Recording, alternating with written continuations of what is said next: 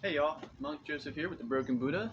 Today is a happy day. I get to start a new series. It will be the Christian Contemplations or Contemplations of Christianity series. I haven't decided exactly what to call it yet, but I'll go ahead and do a quick breakdown here. First, I'll start with my religious background, and then I'll get into the series breakdown. And then I'll start the series. So, my religious background: I grew up in Baltimore, Maryland, in a very extreme form of Christianity under a church that is, I'm only going to say, I won't talk about it too much, but it's pretty much called the cult um, of anyone who's been there or ever talks about it or knows about it. And it gave me a very warrior mentality towards Christianity and religion in general because, I'm in elementary school being told that if someone puts a gun to my head and asks me if I believe in Jesus, I'm supposed to say yes and let them pull the trigger. And even going as far as to show us like these Christian-made movies that show people getting shot in the head for saying that they're Christians and stuff like that. So that's why I have this like warrior mentality towards these things, um, and that's the tenacity I've gone in through my religious studies with. So, and that being said, and I mean, don't get me wrong, like they did a pretty decent job of educating me. I mean, I don't think I ever lost a religious discussion as far as I could remember at that time until I stopped having them. I mean, I remember one time I got thrown out of a science class in middle school because my science teacher couldn't out argue me. Like, I was making definitive points and he wasn't, and he threw me out of class. It was what it was. But that's where I'm coming from with this and my tenacity of study. So since then, I have, especially in the past 4 years, I've been like just basing books, studying every religion, with some with assistance, some without. But the finality was, I mean, I'm at a point now where, when I go to the Menn Theater here in California in Fresno, I mean, I teach some of the Hindus, and I'm not talking about, the congregants. I mean, the last time I had a discussion with one of the head presenters, even he was like, "You're holy crap! Like you're right." We were talking about is a mala sacred, or it's still sacred if it touches the ground? And my question to him was, if you drop your mala on the ground, is it does it lose its is it disgraceful because you dropped it, or because you don't have any faith in Prithvi, who they would call as the earth, which is an emanation of the all that is in their religion. So, and it's the same thing all around. I have a Sikh friend who I think I helped reignite his faith a little bit. We had some discussions that we both very much enjoyed. I am in contact with a Tibetan geisha who we have wonderful discussions. And I used to be friends with a Tibetan Buddhist Lama or nun, but that relationship dissolved. But as you can see, I have been in the highest aspects of religion, learning and discussing these things, and that's where I'm coming from. So, and the reason I'm making this series is because last night I cracked open my New King James Version, Judeo-Christian Holy Bible, and I realized by the end of the first chapter that I had no clue at all what I was reading, both as a child. It's like the difference of, watching a movie as a child and watching it as an adult. Like, it was pretty severe. So I'm going to be presenting things as I see in there based on my knowledge of ancient religion, because you can't just take a word that's been translated and take it directly, right? When you're talking about Eastern religion, which is Christianity is an Eastern religion, whether you like it or not. So things like, if I say, Yeshua is Jesus' real name, actually Yehoshua, Yeshua for short, Joshua in English. Um, but when Yeshua said, "I am the way, the light, the truth," you may hear something like Dao in Chinese and think that the way means this way, but that was a defining understanding of the all that is, or God, if you will, or goddess, if you will. It doesn't matter what you believe in. And then same thing with Dharma, or truth.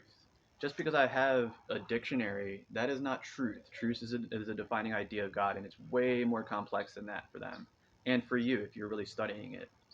So that's what I was going into this with, and it was like the most eye-opening, not alarming, just very eye-opening. I'm honestly, I'm not even comfortable.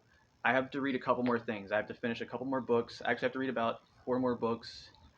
Um, and then there's a Yemenite midrash on the Torah, which is supposed to be like, there was a time period of Jewish philosophers focusing on the Torah based in Yemen, and it's supposed to be like the top tier. And I have, at this point, I have like full faith that it is. And I got to see what they said before I go read this book. That was, it seems like the new King James version or King James version, it seems like it was kind of haphazardly translated, in my opinion, like it was rushed. Or just misunderstood because the information wasn't there at the time. I mean, some of the information that I've studied, some of the Eastern religious core texts are just now being translated. People don't understand how not known all these things are and how much it will change your perception of what you're seeing. And it's not going to change anything like foundational. It's just to help you understand what they were trying to say. I mean, if you believe in God, then God was using these beings as conduits. And they can only do so much as humans, but you have to do your part as a human to understand what they were trying to say too. You know what I mean? So it's not entirely up to them. It's also up to you. So that's what this series of breakdown will be. And that's my religious background. I'm trying to think if I missed anything. I got into Eastern religion because as a Kung Fu practitioner, if you realize as a Christian Kung Fu practitioner that the Shaolin Temple is the marriage of the way and the truth, and the light is not only Yeshua or God, but within you, then you understand. I mean, you're standing at the steps of, if you realize you've been standing in the midst of the way and the truth the whole time, and you just got to dive a little deeper. So I come from a very different perspective between the Christian warrior cultish background that I started in, which did give me a strong foundation, all the way to being an aspect or in studying aspects of the Shaolin Temple, which is again the marriage of the truth and the way. It's just all been very eye-opening and educational, and I try to educate other people. Um, this is not a conversion video. This is an educational video. You take the information and do with it what you want. I'm not trying to upset anybody. I don't care how controversial it is. Um, the purpose is to help. And all the scriptures I've read are pretty much like, this is not about me or building up something that I've done. This is just my duty, right? Like you go to work, I got to do this. It is what it is. And to be honest, all those scriptures and what happened last night reading the NKJV, like I'm just like, trust me, there is very little, if no ego. I mean, when you feel a sense of responsibility religiously, it's not the same as ego or pride. Um, you got to do it. You just got to do it. That's all there is to it. You can't get distracted with something like ego or validation because you just don't have time. Our time in these bodies is so short. And I'm not saying anybody else needs to have their face buried in religious scripture for 4 years, 10 years, 30 years, 40 years, because you can just ask me a question. It's a matter of if you trust your fellow man or not. And most don't. So that's why a lot of these things will fall on deaf ears, and a lot of people aren't going to look into the things I say. They're going to hear what I say and then go on to the next video, and that's going to be that. So I think that's all I have for the introduction video. Again, I'll have to decide on if it's going to be Christian Contemplations or Contemplations of Christianity. Probably Christian Contemplations.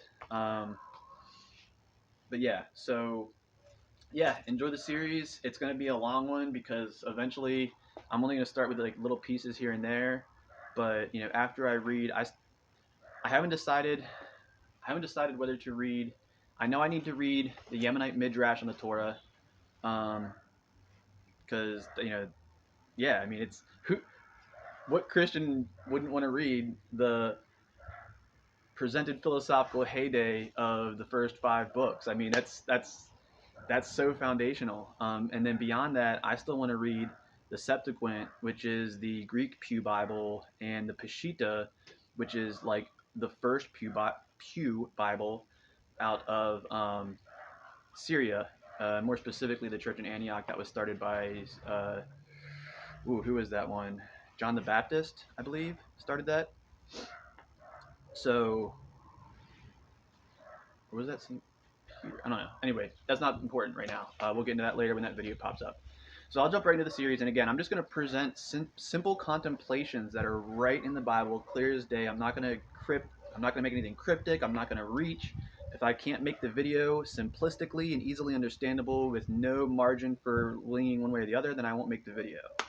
All right. So I hope you enjoy the series of Christian Contemplations, and I look forward to some of the responses, and I'm also dreading some of the other responses, I'm sure. But Thank you for your time, and thank you for stopping by. Peace and blessings.